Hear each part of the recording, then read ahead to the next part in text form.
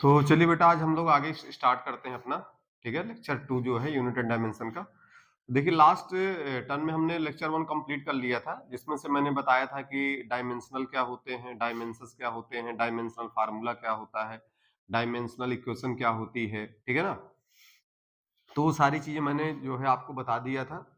मतलब लेक्चर 1 आपका थ्योरी का पार्ट हो गया था। अब उसके रिगार्डिंग अगर आपको प्रॉब्लम करना है तो आप लेवल 1 पे जा करके पार्ट 1, पार्ट 2, पार्ट 3 को आप कर सकते हो। उसमें काफी जो है बेसिक लेवल की प्रॉब्लम जो है कराई गई है, ठीक है ना। और उसके ऊपर की प्रॉब्लम करना है तो आप लेवल 2 और लेवल 3 में जा सकते हो, ठीक है। तो चलिए, आज हम लोग जो है लेक्चर 2 का अगला पार्ट देखते हैं। तो यहाँ पर हम लोग देखेंगे एप्लीकेशन ऑफ डायमेंशनल इक्वेशन, ठीक है। एप्लीकेशन ऑफ डायमेंशनल इक्वेशन जो है वो हम लोग यहां पर देखेंगे, ठीक है। तो पहला एप्लीकेशन है conversion of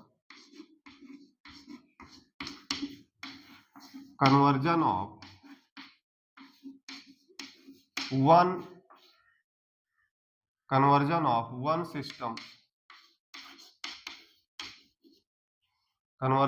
one system unit into another,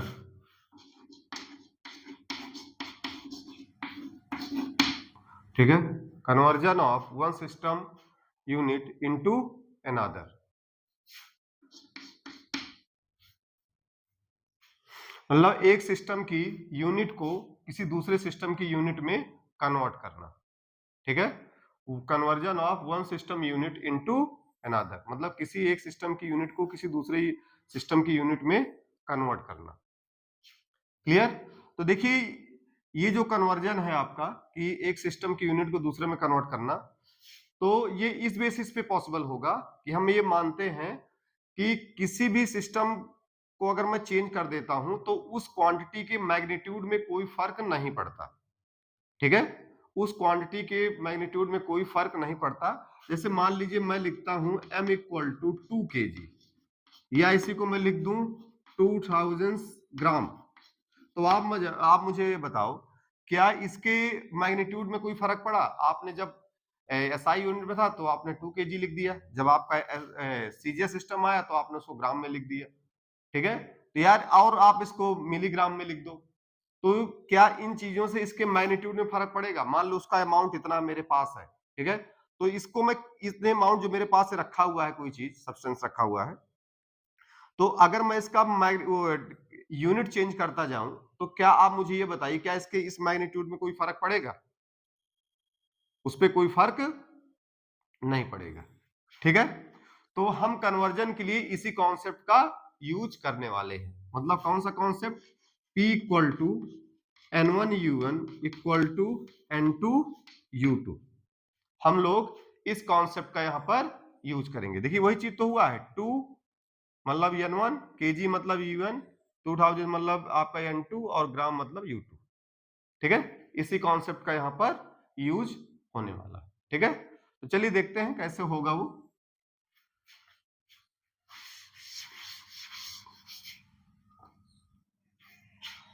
ठीक है, तो मान लीजिए यहां पर आपका एक सिस्टम का है, तो N1 U1 equal to N2 U2 में लिख रहा हूं, ठीक है। तो ये मान लीजिए आपका हो गया M1 की पावर A, L1 की पावर B और T1 की पावर C।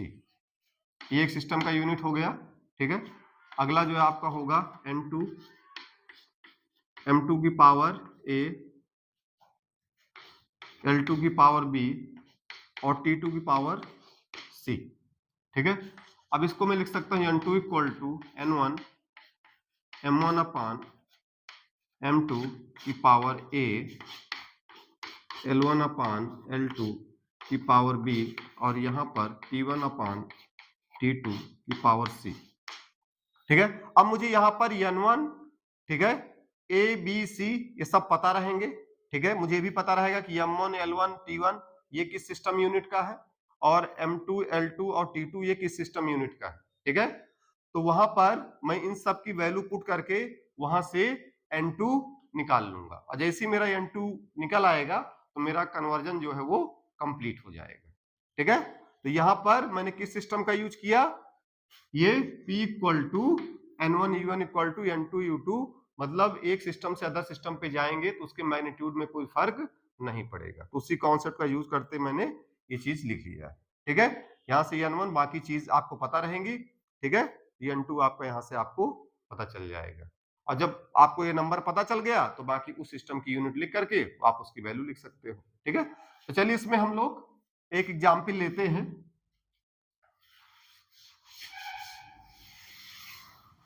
एग्जाम्पल है पहला,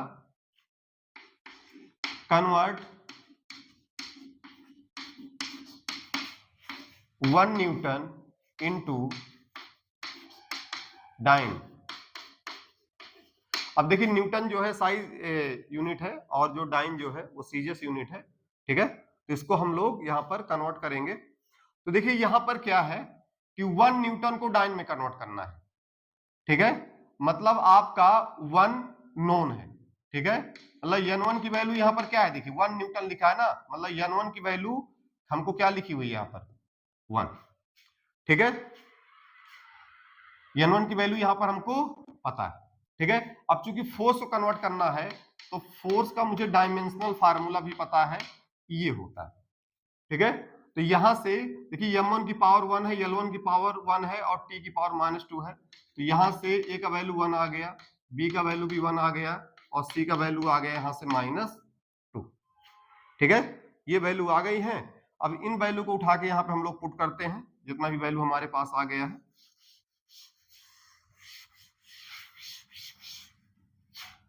तो ये आपका हो जाएगा N2, N1 का वैल्यू 1 है, तो ये आपका M1 अपान M2 की पावर 1, L1 अपान L2 की पावर 1, T1 अपान T2 की पावर -2, ये आपका आ गया। ठीक है, अब M1 L1 T1, ठीक है ना, चूंकि N1 आपका SI का है तो मतलब M1 L1 T1 भी SI के हो गए।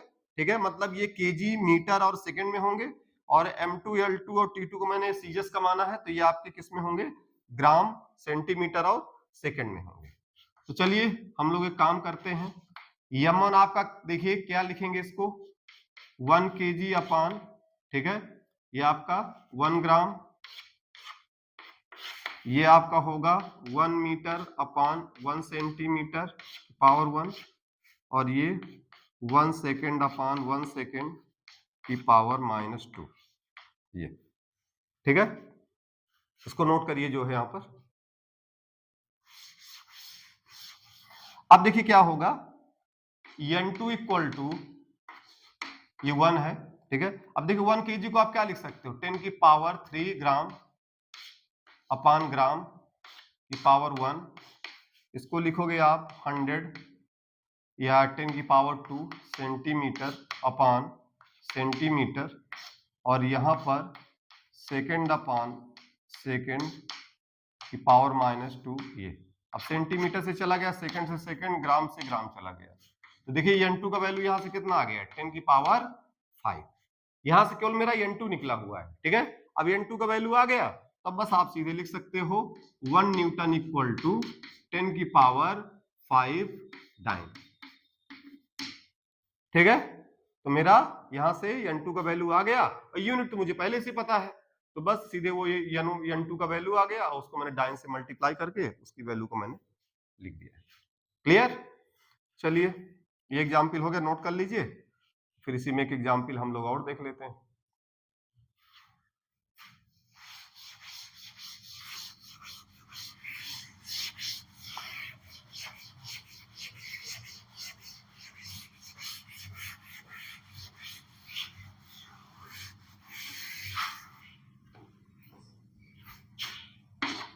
Convert 1 joule into अर्ग।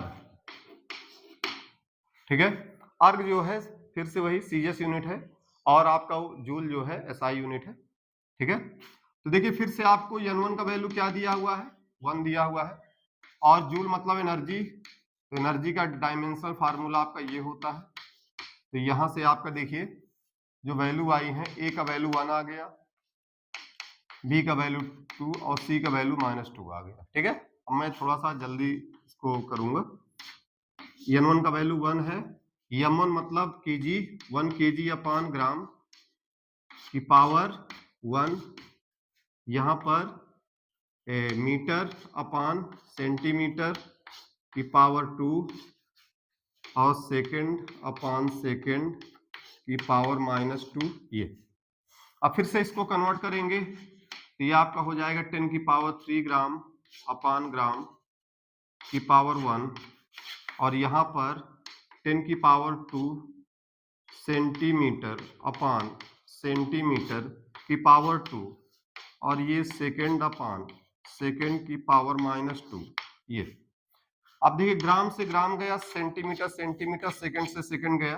ठीक है, तो यहाँ पर देखिए 10 की पावर 2 की पावर 2 है, तो ये कितना आ जाएगा 10 की पावर 7, क्योंकि 10 की पावर 3 यहाँ पर है। ठीक है, तो यहाँ पर कितना आ गया 10 की पावर 7। तो अब आप इसको आसानी से लिख सकते हो 1 जूल इक्वल टू 10 की पावर 7 अर्ग। ये आपका यहाँ से इसका आंसर आ गया। ठीक है, तो हमने कन्वर्जन देख लिया कि हमारा किस तरह से चीजें कन्वर्ट होती हैं। अब देखिए ये तो आपसे एग्जाम में पूछेगा कि भाई डायमेंशनल फार्मूला टेक्निक का यूज करके या डायमेंशनल इक्वेशन का यूज करके आप जो है किसी एक सिस्टम को दूसरे सिस्टम में कन्वर्ट करिए, तब तो आपको ऐसे जाना पड़ेगा।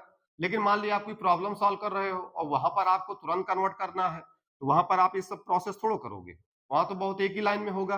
कैसे होगा उसको देख लेते हैं। ठीक है, क्योंकि देखिए जब ये आपका क्वेश्चन देगा कि भाई डायमेंशनल इक्वेशन कन्वर्ट करिए, तब तो आपको ऐसे करना पड़ेगा। लेकिन मान ली कोई आप और क्वेश्चन कर रहे हो, वहां पर आपको इसी चीज को तुरंत सॉल्व करना है, तो वहां पर आप इस चीज पे नहीं जाओगे। वहां पर आप क्या करोगे, जैसे आपको पता है कि 1 न्यूटन को आप क्या लिख सकते हो, 1 kg मीटर पर सेकंड स्क्वायर, ये भी लिख सकते हो। ठीक है, तो आप क्या करोगे, 1 को तो ऐसे रहने दोगे। ठीक है, kg को आप किस में कन्वर्ट कर दोगे, 10 की पावर 3 ग्राम में, मीटर है 10 की पावर 2 सेंटीमीटर का स्क्वायर अपान वो 10 की पावर सेंटीमीटर और ये सेकंड का स्क्वायर, क्योंकि 10 की पावर 3 10 की पावर 2 क्या हो गया 10 की पावर 5 ग्राम सेंटीमीटर और सेकंड स्क्वायर। अब ये जो चीज लिखा हुआ इसी को हम लोग क्या बोलते हैं, डाइन बोलते हैं। ये आपका हो गया 10 की पावर 5 डाइन। ठीक है, तो जब आपको वैसे जरूरत होगी तो आप इसको तुरंत ऐसे कन्वर्ट कर लोगे। ठीक है, जैसे 1 जूल इक्वल टू क्या होगा आपका 1। ठीक है, इसको आप क्या लिख सकते हो केजी। ठीक है, और एक इसकी यूनिट क्या बनेगी metre square upon second square. फिर से देखिए 10 की पावर 3 ग्राम और ये मीटर स्क्वायर मतलब 10 की पावर 2 सेंटीमीटर का स्क्वायर मतलब 10 की पावर 4 सेंटीमीटर का स्क्वायर अपान सेकंड का स्क्वायर। तो ये देखिए आपका आ गया 10 की power 7 gram centimetre square upon second square. ठीक है, अब देखिए जो चीज यहाँ पे लिखा हुआ है ये, इसी को आप लोग क्या बोलते हो 10 की पावर 7, आप इसको क्या बोलते हो अर्ग। 10 की पावर 7 अर्ग आ गया। ठीक है, क्लियर, नोट कर लीजिए इसको। ठीक है, चलिए अगले पार्ट पे चलते हैं इसके।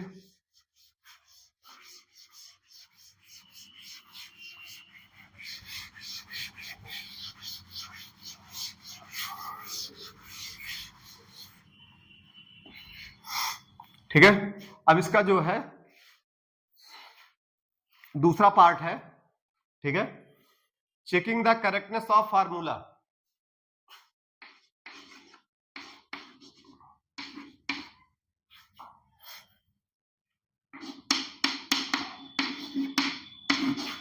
चेकिंग द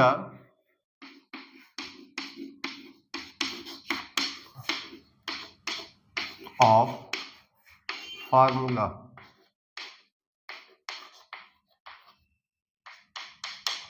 ठीक है, चेकिंग द करेक्टनेस ऑफ फार्मूले। ठीक है, तो देखिए हमारा कोई फार्मूला तभी करेक्ट होगा जब वो पहले डायमेंशनली करेक्ट होगा। अगर वो डायमेंशनली गलत है तो ओवरऑल वो गलत हो गया, ठीक है ना। लेकिन जरूरी ये भी नहीं कि वो डायमेंशनली करेक्ट है तो वो ओवरऑल भी करेक्ट हो, ठीक है। जरूरी नहीं है कि वो फार्मूला हमारा डायमेंशनली करेक्ट हो तो वो ओवरऑल भी क्या निकले, करेक्ट निकले। लेकिन अगर वो डायमेंशनली गलत है तब तो वो वैसे भी गलत है। अगर डायमेंशनली करेक्ट है तो वो सही भी हो सकता है और सही नहीं भी हो सकता है। लेकिन अगर वो डायमेंशनली गलत है तो वो फिर गलत होगा, वो फिर वो सही हो ही नहीं सकता है, ठीक है। तो यहां पर यहां पर ये मुझे चेक करना होगा कि उस फार्मूले में दोनों तरफ की डायमेंशन क्या होनी चाहिए, सेम होनी चाहिए। तो सबसे पहला देखिए एग्जांपल में लूंगा टाइम पीरियड का, t equal to 2 pi under root L by G, where t is time period, l is length और g is acceleration due to gravity, ठीक है। तो पहले मैं लेफ्ट हैंड साइड को ले रहा हूं, ठीक है। लेफ्ट हैंड साइड में देखिए टाइम आ रहा है, इसका डायमेंशन फार्मूला तो सीधे क्लियर है, t हो जाएगा, ठीक है। अब इधर का मैं डायमेंशन चेक करूंगा आरएचएस साइड का, यार इधर क्या है ये l बाई जी, ठीक है। तो इसको आप क्या लिख सकते हो, l मतलब लेंथ और g मतलब एक्सेलरेशन, तो l t की पावर -2, t l से l कट गया, t की पावर -2 ऊपर जाएगा तो ये आपका आ जाएगा t, ये जो कि बाहर निकलने पे क्या होगा, बाहर निकलने पे क्या हो जाएगा ये मतलब ये फार्मूला क्या है मेरा, डायमेंशनली क्या है ये फार्मूला, करेक्ट है, ठीक है। अब आगे सही है कि नहीं सही है, क्योंकि यहाँ पे जो कांस्टेंट मल्टीप्लाई है वो सही मल्टीप्लाई है कि नहीं है, ठीक है, वो एक अलग विषय है, ठीक है। जैसे मान लीजिए यहाँ पर किसी पेंडुलम का टाइम पीरियड का फार्मूला होता है तो T equal to 2 pi under L by G मैंने यूज कर लिया, ठीक है। मान लो ये फार्मूला ये ना होकर के मैं उसका पेंडुलम का टाइम पीरियड अगर मान ली कोई ये लिख देता है, एक टाइम मतलब एक ऑक्सीलेशन का टाइम पीरियड ये है, तो यार देखिए दोनों तो डायमेंशनली करेक्ट है, ये भी करेक्ट है ये भी करेक्ट है, पर यहां पर ये फार्मूला ओवरऑल करेक्ट है, ये डायमेंशनली करेक्ट है, बट ओवरऑल ये फार्मूला गलत है क्योंकि यहां पर 4 पाई है जबकि होना क्या चाहिए, 2 पाई होना चाहिए, क्लियर। तो इसलिए मैं बोला हूं कि अगर कोई फार्मूले का डायमेंशनल करेक्ट है तो वो सही हो भी सकता है और नहीं भी हो सकता है, ठीक है। उसका एग्जाम्पल आपका ये और ये दोनों, ठीक है, डायमेंशनली करेक्ट है पर ये गलत है और ये सही है। लेकिन अगर किसी का डायमेंशनल ही गलत है, लेफ्ट हैंड साइड का कुछ और आ रहा है, राइट हैंड साइड का कुछ और आ रहा है, तब तो फार्मूला वैसे भी ओवरऑल गलत है, ठीक है ना। उसमें अगर आप यहाँ 2 पाई भी सही से मल्टीप्लाई कर दो तो भी वो क्या होगा, जैसे इसी पर अगर मैं यहाँ पे भले 2 पाई ही मल्टीप्लाई कर दूं और यहाँ पर मैं एल स्क्वायर बाई जी लिख दूं तो फार्मूला वैसे ही गलत हो गया फिर ये, क्योंकि डायमेंशनली सही नहीं है ये होगा, ठीक है। तो ये चीज ध्यान दीजिएगा।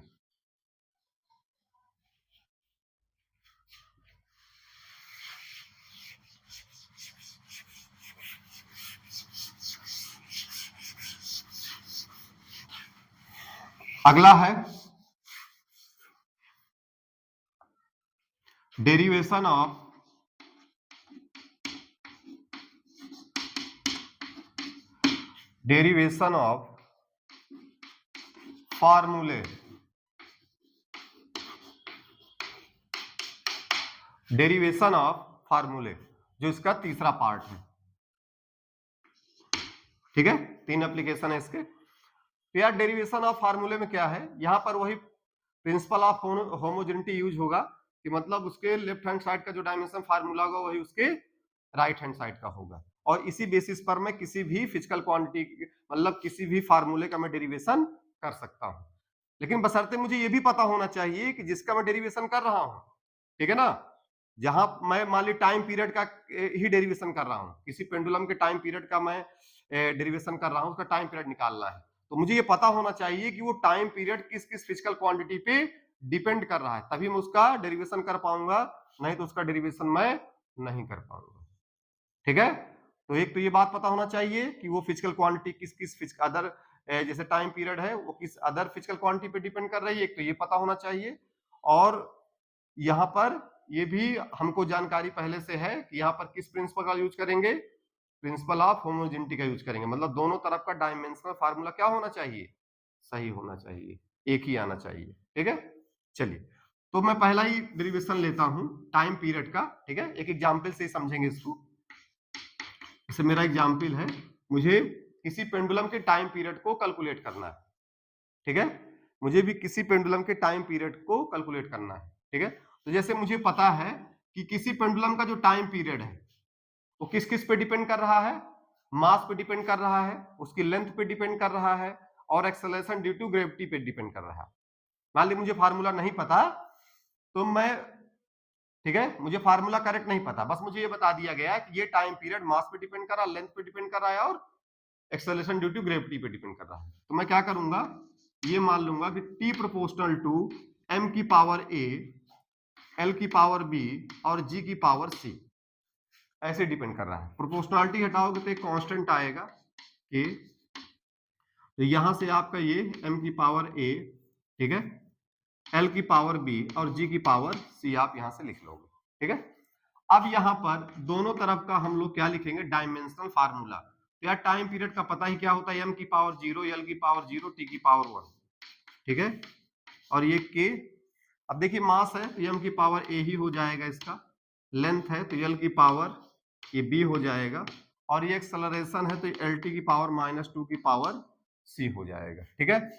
अब एक काम करेंगे, इन सबको देखिए, ये m की पावर a ही रहेगा, ये आपका ये आपका l की पावर b, और ये आपका क्या हो जाएगा, b प्लस c हो जाएगा, और ये आपका रहेगा c की पावर t की पावर -2c हो जाएगा, ठीक है। अब देखिए यहां पर दोनों तरफ अब मैं कंपैरिजन कर दूंगा, ठीक है। तो यहां पर a की वैल्यू 1 है और इधर m की पावर 0 है, तो यहां से a की वैल्यू 0 आ गई, ठीक है। फिर अगला b प्लस c भी क्या है, 0, और -2c का वैल्यू कितना आ गया, 1। ये मेरी यहाँ पे 3 इक्वेशन आ गई। a का वैल्यू मुझे पता ही है, b प्लस c 0 है, और c का वैल्यू देखिए यहाँ से वो एक ही बार में निकल आएगा -2। तो यार ये c का वैल्यू -1/2 यहाँ पर पुट करोगे तो b का वैल्यू भी आ जाएगा, कितना आ जाएगा, 1/2 आ गया यहाँ से, जो कि बहुत आसानी के साथ आ गया, ठीक है।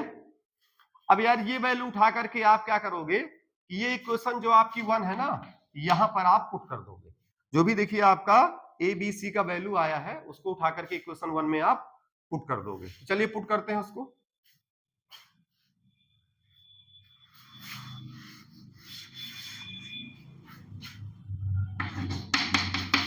तो ये आ गया के, और जब वैल्यू पुट करोगे देखिए m की पावर 0 हो जाएगा तो इसे हट जाएगा, फिर l की पावर क्या आ गया 1/2, और g की पावर आ गया -1/2, ठीक है।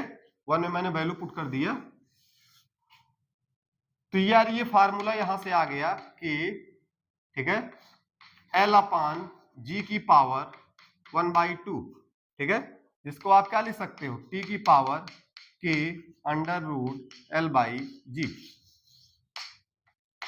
ये फार्मूला मेरा आ गया, ठीक है। अब देखिए ये फार्मूले का जो डेरिवेशन है ना, मैं केवल यहीं तक ही कर सकता हूं, इसके आगे अब नहीं जा सकता, मतलब इसके आगे मतलब कि मुझे अब k का वैल्यू पता चल जाए, यहां पर मैं केवल k तक ही जा सकता हूं। अब k का वैल्यू अगर मुझे किसी आउट सोर्स से पता चल जाएगा कि k का वैल्यू 2π है, तो फिर मैं 2π मल्टीप्लाई कर सकता हूं, नहीं बाकी आप डायमेंशनल इस टेक्निक से आप k का वैल्यू नहीं निकाल पाओगे, आप केवल आप फार्मूले का डेरिवेशन यहीं तक ही कर पाओगे, ठीक है। अगर k का वैल्यू आपको कोई बता देता है तो आप वहां पर k का वैल्यू 2π पुट करके फिर आपका कंप्लीट फार्मूला आ जाएगा, लेकिन डायमेंशनल इक्वेशन से केवल आप यहीं तक ही जा सकते हो, k का वैल्यू आप नहीं निकाल सकते हो, ठीक है। चलिए फिर इसको नोट कर लीजिए, ठीक है। फिर इसी पे हम लोग एक एग्जाम्पल लेते हैं, काफी अच्छा एग्जाम्पल है।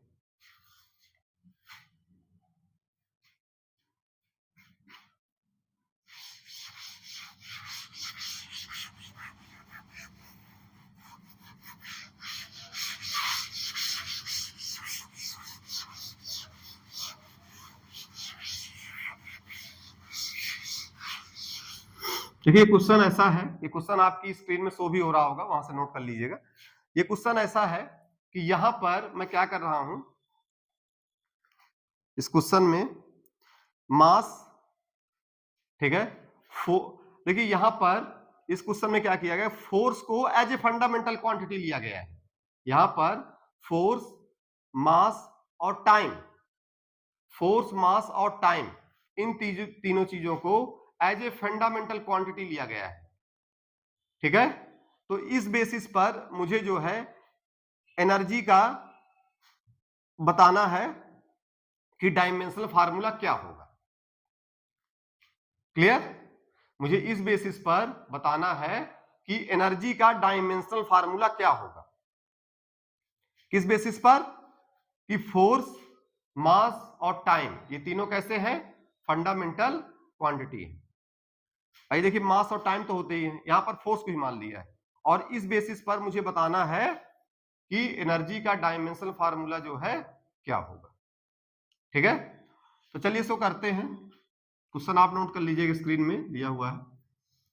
तो देखिए मेरा एनर्जी है, ठीक है, और आपको डायमेंशनल फार्मूला फोर्स का जब उसको फंडामेंटल की तरह यूज करोगे तो ये लिखोगे, और मास का तो आपको पता ही होता है ये, और टाइम का भी आपको पता होता है ये। ठीक है, तो यहां से यार मैं लिखूंगा, क्योंकि फोर्स पे डिपेंड कर रहा, तो एफ की पावर ए, ठीक है, तो उसके बाद मास की पावर बी और टाइम की पावर सी, ये लिख लूंगा कि एनर्जी आप किस तरह डिपेंड कर रही है।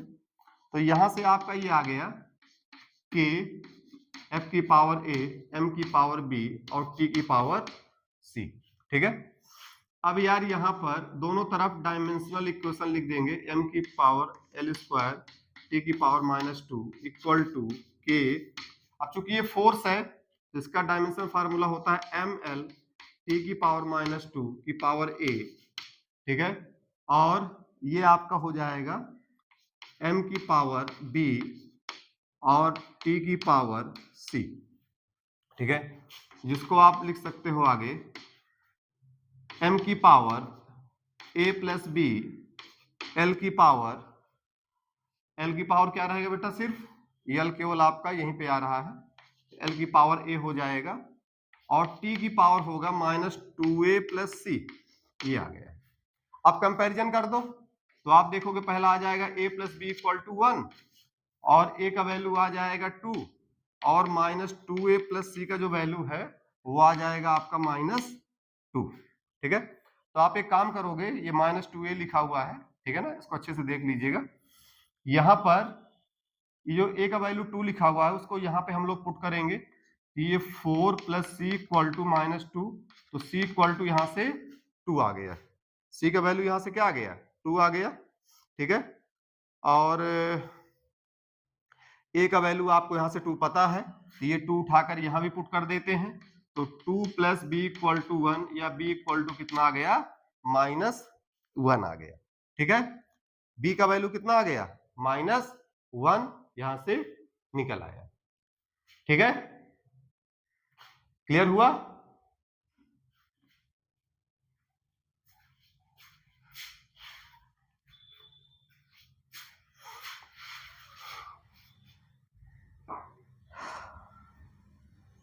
अब ये वैल्यू जो है, जो वैल्यू निकली है यहां पर, इन वैल्यू को उठा करके मैं यहां पर पुट कर देता हूं,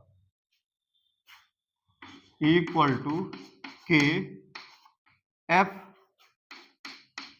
एफ की पावर कितना आया है? एक का वैल्यू 2 आया है। ठीक है, और फिर मास की पावर बी का वैल्यू कितना आया है? बी का वैल्यू जो है आपका -1 आया है। ठीक है, यहां पर ये, और टी का वैल्यू कितना आया है? ये आया है, ये। ठीक है बेटा, इसको हटा दूं मैं।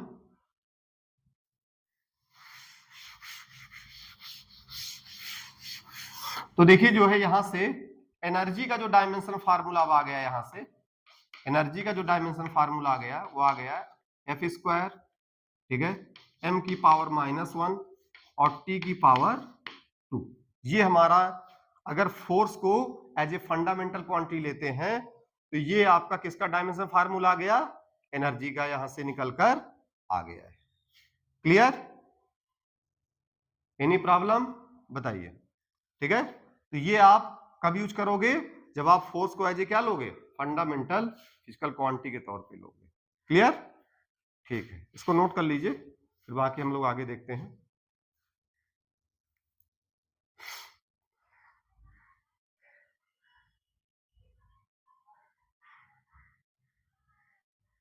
ठीक है, अब उसके बाद आपका इसमें लास्ट हेडिंग बचा हुआ है application limitations of dimensional equation, ठीक है ना। मतलब इन डायमेंशनल फार्मूला डायमेंशनल इक्वेशन का जो लिमिटेशंस है वो जो है मैं जो है यहाँ पर स्क्रीन में शो कर दे रहा हूं, ठीक है। उसको आप नोट कर लीजिएगा, उसमें कोई समझाने वाली बहुत ज्यादा कोई बात नहीं है, ठीक है ना। वो कुछ पॉइंट्स हैं जिनको आप पढ़ लीजिएगा और आपको पढ़ती हुई चीजें क्लियर हो जाएंगी, ठीक है ना। उसमें कोई बहुत ज्यादा डिटेल में जाने की जरूरत नहीं है। जो उसका मेन कंटेंट है वो मैंने यहाँ पर कंप्लीट कर दिया है, ठीक है। लेकिन उसको नोट जरूर कर लीजिएगा, क्योंकि नोट करके आप उसको याद कर लोगे जो आपके एग्जाम में काम आ सकता है, ठीक है बेटा। चलिए फिर इस क्लास को यहीं पर हम लोग कंप्लीट करते हैं, ठीक है। अब जो हमारा अगला लेक्चर होगा वो हमारा सिग्निफिकेंट फिगर पर होगा, ठीक है। तो हम इसके बाद सिग्निफिकेंट फिगर कंप्लीट करेंगे, उसके बाद हमारा एरर आएगा और उसके बाद फिर हम लोग वर्नियर कैलिपर्स और स्क्रू गेज देखेंगे, ठीक है ना। तो यूनिट एंड डायमेंशन में हमारे यही पार्ट है, एक तो आपका यूनिट एंड डायमेंशन, दूसरा आपका वर्नियर आपका सिग्निफिकेंट फिगर, एरर और वर्नियर और स्क्रू गेज, ठीक है। तो इसको नोट कर लीजिए, बाकी हम लोग क्लास को कंप्लीट कर रहे हैं, ठीक है बेटा, ठीक है।